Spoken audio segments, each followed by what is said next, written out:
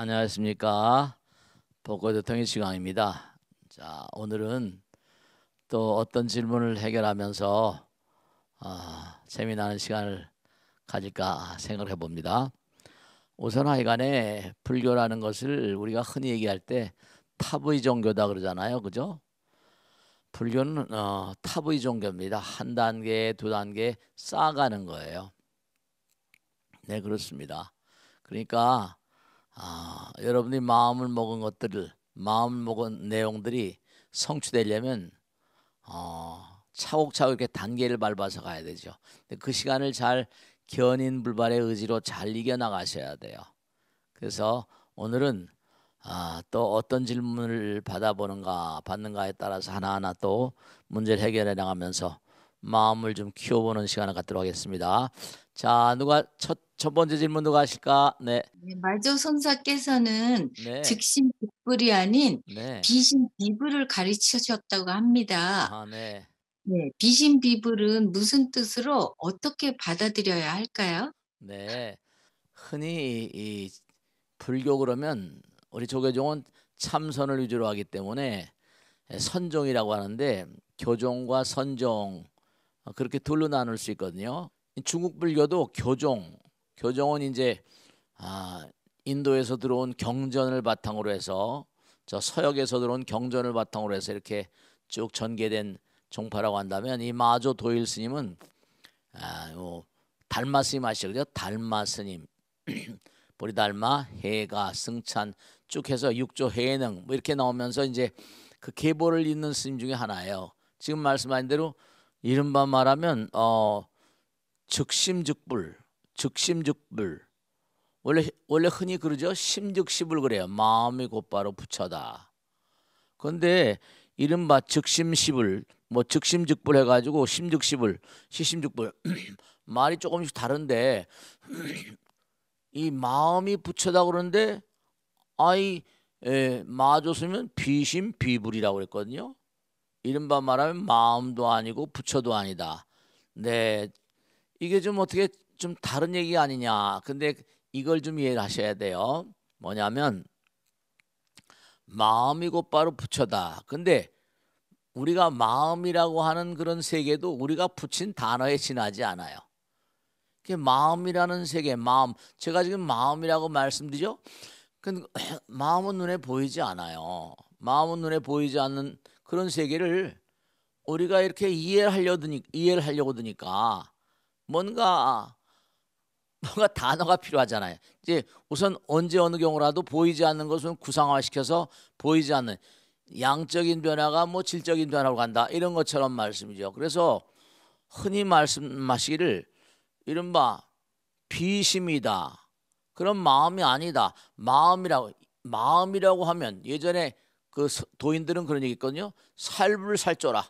내가 부처라 하면은 그냥 죽여버려라. 내가 조사라고 하면 죽여버려라. 이른바 말하면 뭐냐면 깨달음이라고 하는 건 이게 형체가 있는 게 아니거든요.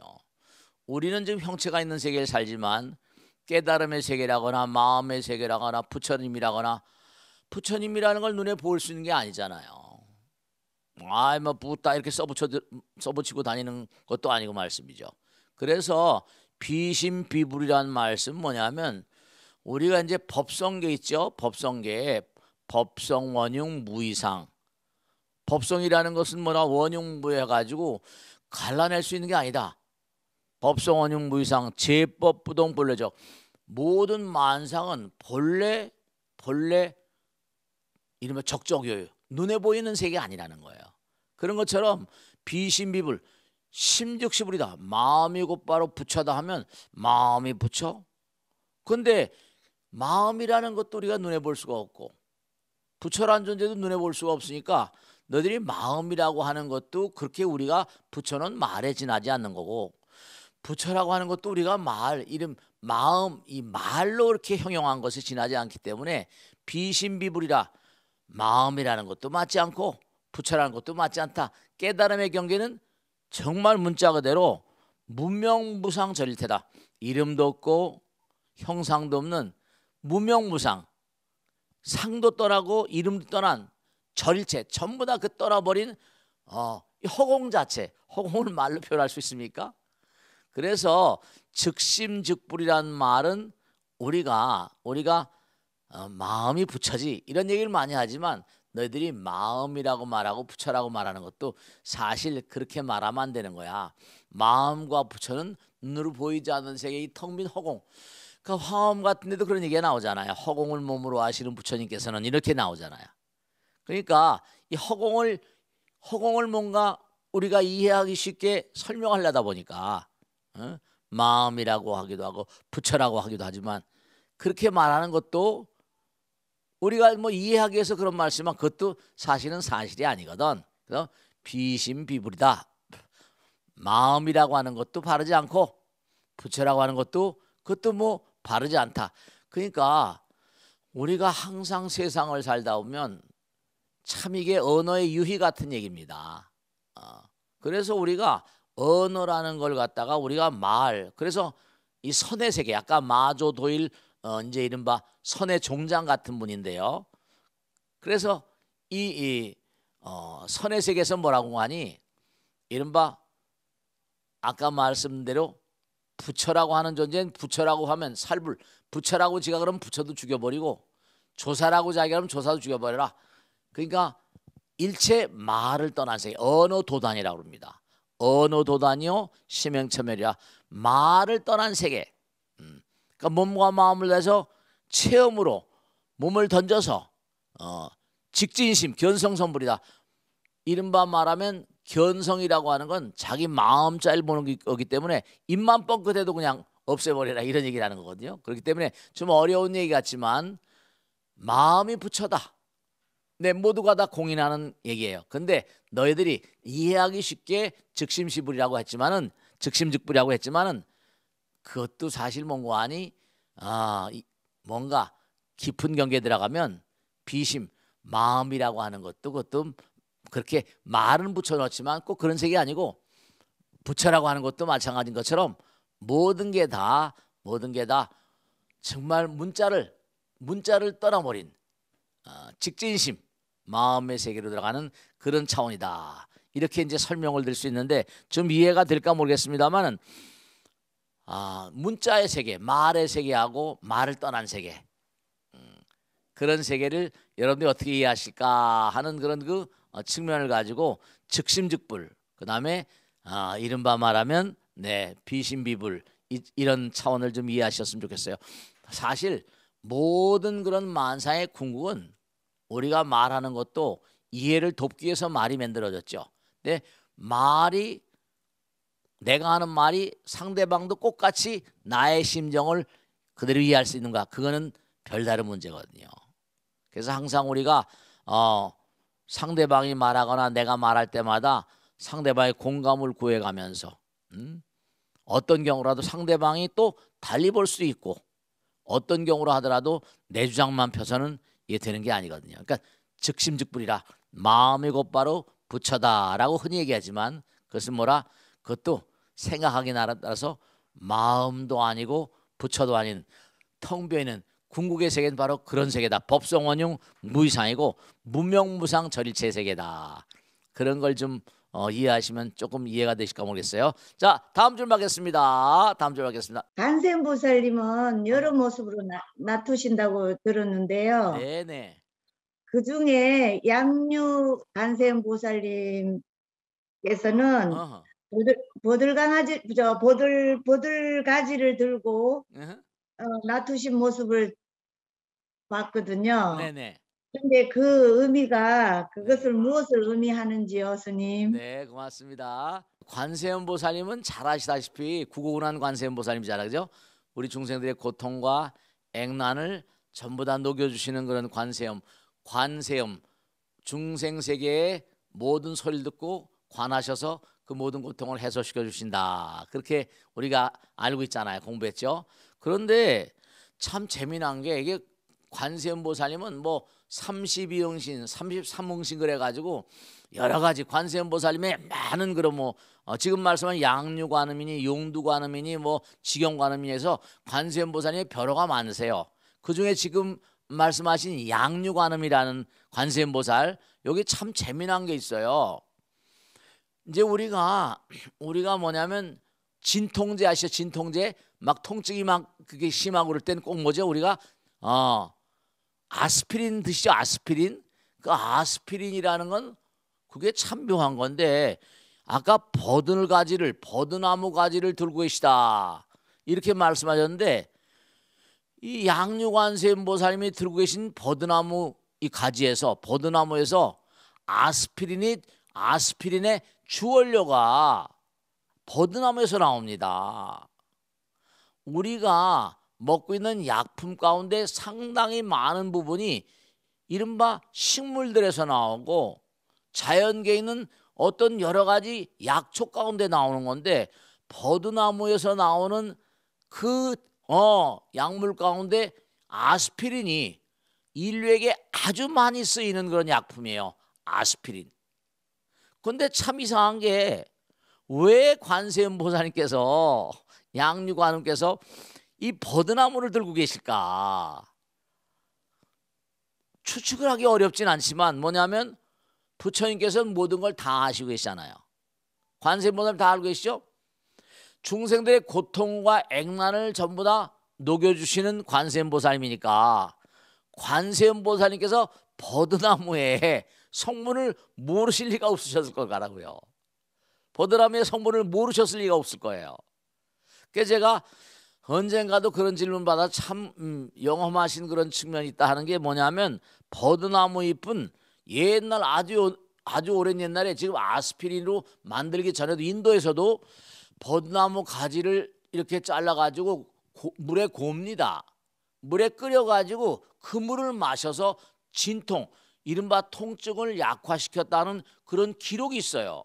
불교의학에 보면 그런 것처럼 우리나라에서도 보통 뭐냐면 청명이나 한식, 입춘우수, 경집춘분우수 뭐 해가지고 청명, 한식 이 부근에는 버드나무가 왕성하게 자라잖아요. 그 버드나무를 가지를 다 잘라가지고 그걸 가지고 뭔가 하니 양품으로 쓰기도 하고 버드나무 가지를 태워가지고 그 젤을 쓰기도 하고 버드나무 가지로 이빨도 닦고 그랬다는 거예요. 그게 참 관세음보살님께서 이 양육관음이라고 하는 관세음보살님께서 버드나무 가지를 들고 계신 것도 참으로 영험한 일이다.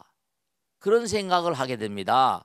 그래서 관세음보살님은 또 이 양육관음 버드나무 가지를 들고 계시기도 하고 한쪽 손에 뭘 들고 계세요? 정병이라고 해서 약병을 들고 계세요. 약병을. 그래서 우리가 관세음보살님 약사이레불도 약병을 들고 계시잖아요. 우리가 생각해야 될 게 어떻게 버드나무 가지를 뭔가 들고 계셨을까 하는 게 그래서 아마 이 아스피린 같은 것을 개발한 그런 어떤 그런 사람들도 그 버드나무의 어떤 그런 특성을 생각한 데서 아이디어를 얻지 않았겠는가 하는 생각이 들고 하여간에 전 지구에서 가장 많이 쓰이는 약품 가운데 하나가 아스피린입니다. 진통 효과가 대단히 탁월하니까 아스피린의 변형 약품들도 많이 있지만 그런 건 전부 다 보면 뭔가 우리의 거룩한 어떤 그런 선조들께서 그런 것들이 전달되어서 내려오는 가운데 이게 이제 불교적인 양상 가운데 관세음보살님이 버드나무 가지를 들고 계셨다는 것을 우리가 알 수가 있어요. 그래서 항상 우리가 이 버드나무 양지라는 건 특히 뭐냐면 이빨. 지금은 칫솔이 나와가지고 뭐 칫솔을 씁니다만 예전에는 버드나무 가지가 칫솔이었었어요. 버드나무 가지가. 그러니까 우리가 보통 이제 치과가 많잖아요. 치과 선생님 많이 계시죠. 입에서 뭔가 여러 가지 치통 같은 거 많이 있고 그럴 때 이제 버드나무 가지를 이를 닦기도 하고 뭔가 버드나무 가지를 씌워서 뭔가 그 물을 먹기도 하고 예전에 그랬다는 기록들을 볼 수가 있어요. 그리고 또 뭐냐면 이른바 말하면 관세음보살님은 이름을 불러 모시는 것 자체로 구공한 모든 질병과 액난을 녹여주셨다고 하니까 그래서 우리가 항상 언제 어느 경우로 하더라도 32응신 어떤 경우라 하더라도 33응신, 32응신 그렇게 얘기하는데요. 그건 뭐냐면 우리가 세상을 살아가면서 각양각색의 어떤 고통, 우리가 33천 이러기도 하거든요. 33천은 뭐냐면 우리 몸에 있는 척추가 전부 다 뭐 33마디라고 그런 얘기를 하거든요. 그러니까 저 꼬리뼈에서부터 저 미저골에서부터 경추 여기까지 쭉 보면 그 33단계는 이 우주를 형용하는 단어다. 33. 그것과 마찬가지로 이 우주에 있는 무량중생들의 고통을 전부 다 내가 고통과 액난을 제도하겠다. 그런 뜻으로 또 33응신 이렇게 얘기하기도 합니다. 관세음보살님께 꾸준히 기도하는 마음, 그런 마음들이 여러분들 고통과 액난을 많이 녹여주시고, 무엇보다도 평상시에도 관세음보살, 약사이레불 기도하게 되면 꼭 당부드릴게요. 제가 언젠가도 법회 때 말씀드렸는데 관세음보살님과 약사이레불 이런 불보살님들은 항상 뭐죠? 중생을 제도하시겠노라는 원력을 머금고 원력을 바탕으로 뭔가 이 우주의 무량중생을 제도하시니까 불러 모시기만 하더라도 내 몸과 마음 가운데 통증이 녹아져 내린다 생각하시고 항상 관세음보살 약사이레불을 끊임없이 불러 모시는 그런 삶을 좀 살아가 보세요. 그러면 우리가 각양각색의 병도 미연에 우리가 뭔가 예방할 수 있고 또 병도 치유할 수 있고, 그러니까 항상 놓치지 마세요. 입에서 관세음보살, 약사이레불 떨어뜨리지 마시고 항상 기도하는 마음을 가져보세요. 그러면 항상 관세음보살 그다음에 약사이레불 부처님께서 여러분들의 고통과 액난을 다 녹여주실 거예요. 아시겠죠? 자, 다음 줄 받겠습니다. 누가 질문해 보실까? 불자지만 제적 사찰을 갖지 않는 사람들이 많습니다. 그저 생각날 때 자유롭게 저를 찾는 것이 좋다고요. 자유도 좋지만 꾸준한 활동이 필요하다는 생각이 드는데요. 제적 사찰을 갖지 않아도 괜찮을까요? 제가 꼭 당부드리겠는데 대부분의 신도들이 절에 나오면서 그러면 어떻게 된 거 아니? 제적 사찰도 없고 그리고 꾸준히 법회도 안 듣고 그러면 영적으로 정신적으로 성장이 어렵잖아요. 부처님 어떠신 분이에요? 아함경, 반야방 등 법화열반, 화엄경, 그 다음에 참선명상 쫙 전부 다 부처님께서는 자기 제자들을 끊임없이 수행을 시켜서 성불의 길로 안내하시잖아요. 이른바 포교라는 것도 쉽지 않은 게 너무 안타까운 게 다른 게 안타까운 게 아니라 신도님들이 제적 사찰이 없고 그냥 자기 가고 싶을 때 가고 이래버리면 되는 거 아니? 그러니까 어떤 결과가 온다? 공부가 안 되니까요. 그냥 복이나 빌러 다녀요. 그러니까 다른 종교에서는 불교를 뭐라 그러죠? 기복불교라고 그럽니다.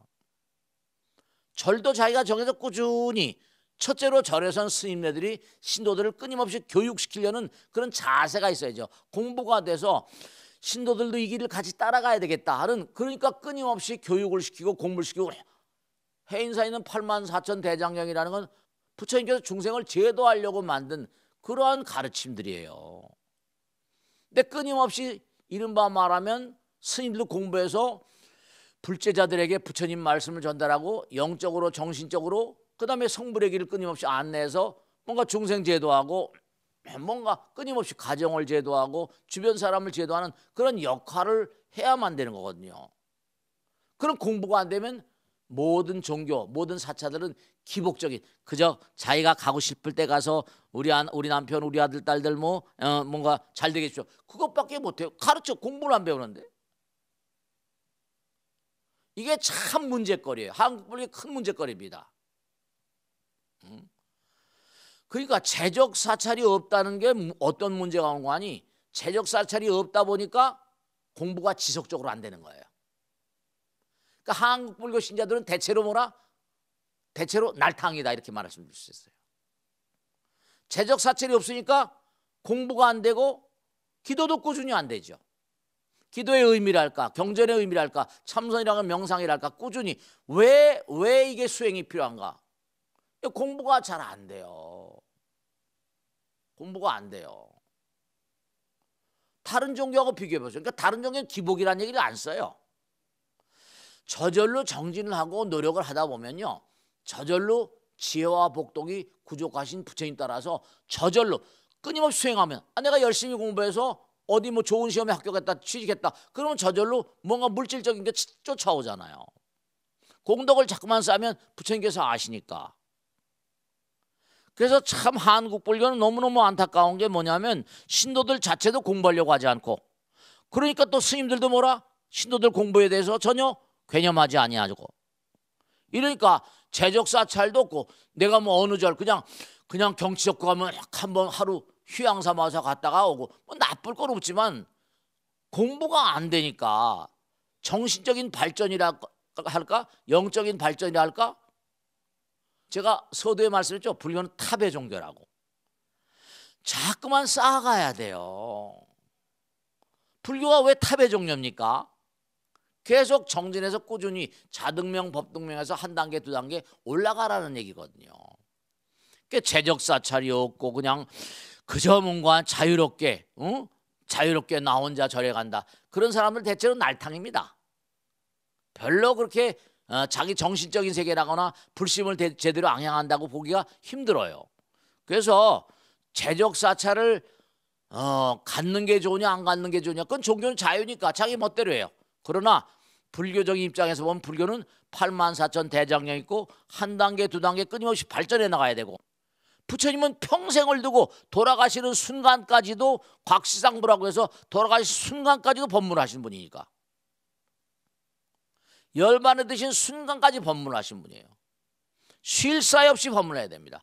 여러 가지 어려운 점도 있고 그러니까 참 안타까운 점도 있습니다만은 몸과 마음을 다해서 우리 스님들과 불제자들이 책임감을 느끼고 영적으로 성장하는 법등명 자등명 그랬잖아요. 항상 잊지 마시고 열심히 정진하시는 그런 마음자리가 여러분들 영혼의 어떤 성장, 마음의 성장을 위해서도 크나게 도움이 된다. 그걸 꼭 생각하시고 훌륭한 스님이라거나 이렇게 찾아서 공부하시는 그런 마음들을 가지시면 참으로 좋겠다. 항상 그런 생각하시고 꼭 잊지 마세요. 네, 불교는 종교는 어느 종교나 가장 영혼을 얘기하는 가르침이에요. 세속의 차원하고는 전혀 다르거든요. 몸과 마음을 다해서 열심히 정진하는 불자가 되시길 당부드리고 스님들도 책임감과 사명감을 느끼고 정진하시는 그런 수행자들이 됐으면 참 좋겠다는 말씀을 드립니다. 자, 오늘 여러 가지 좋은 질문들을 해주셔서 좋은 그런 시간이 됐다고 생각을 합니다. 우리는 끊임없이 진화돼야 돼요. 공부를 해야만 되고 우주의 법을 알아야만 되고 결국 하나에서 나왔기 때문에 하나가 돼야 되고 부처님 돼야 됩니다. 그러기 위해서는 끊임없이 정진해야만 되는 것이 우리의 사명이에요. 아시겠죠? 열심히 정진하도록 우리 함께 노력하도록 합시다. 오늘도 함께해 주신 여러분 대단히 감사합니다. 다음 주에 또 다시 뵙겠습니다. 고맙습니다. 마치겠습니다. 네.